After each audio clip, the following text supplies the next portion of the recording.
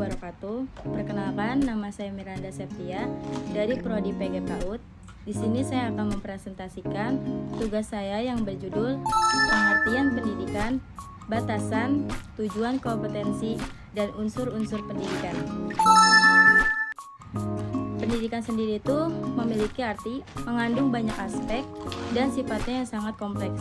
Karena sifatnya yang sangat kompleks, maka tidak sebuah batasan pun yang cukup memadai untuk menjelaskan arti pendidikan secara lengkap. Terdapat juga beberapa arti pendidikan yang dikemukakan oleh para ahli sebagai berikut. Pertama, ada Plato, filosof Yunani yang hidup dari tahun 429 Masehi sampai 346 Masehi, mengatakan bahwa pendidikan itu ialah membantu perkembangan masing-masing dari jasmani dan akal dengan sesuatu yang memungkinkan tercapainya kesempurnaan. Dan apa saja batasan-batasan pendidikan? Batasan-batasan pendidikan dapat diartikan sebagai ketidakmampuan atau ketidakberdayaan pendidik dalam melakukan tugas-tugas pendidikan. Batas-batas yang mempengaruhi pendidikan tersebut, yang pertama, pendidikan. Pendidikan adalah orang dewasa yang bertanggung membimbing seorang anak untuk mencapai kedewasaannya. Yang dimaksud pendidik di sini adalah orang tua atau guru, keduanya memiliki peran yang sama dan penting dalam membantu proses pencapaian kedewasaan anak. Kemudian, kedua, ada aspek pribadi, anak usia dini. Anak usia dini adalah sosok manusia atau individu. Kondisi inilah yang membatasi sebuah pendidikan berhasil atau tidaknya suatu pendidikan.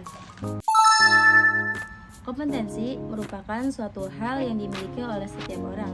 Istilah kompetensi biasanya merujuk pada suatu keahlian sikap fundamental, pengetahuan, serta nilai yang dimiliki oleh individu. Selain itu, tujuan kompetensi dasar memiliki beberapa poin utama, yaitu yang pertama, mampu meningkatkan ilmu pengetahuan pada bidang kognitif. Yang kedua, mengasah minat, kemampuan, dan bakat yang dimiliki peserta didik.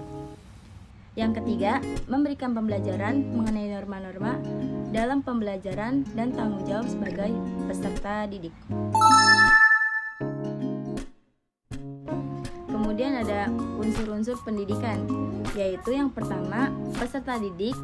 Peserta didik berstatus sebagai subjek didik, karena peserta didik adalah subjek atau pribadi yang otonom, yang ingin diakui keberadaannya. Kedua, pendidik ialah orang yang bertanggung jawab terhadap pelaksanaan pendidikan dengan sasaran peserta didik. Kemudian, yang ketiga, interaksi edukatif antara peserta didik dan pendidik. Interaksi edukatif pada dasarnya adalah komunikasi timbal balik antar peserta didik dengan pendidik yang terarah kepada tujuan pendidikan. Yang keempat, materi atau isi pendidikan. Dalam sistem pendidikan persekolahan, materi telah dirancang dalam kurikulum yang disajikan sebagai sarana pencapaian tujuan.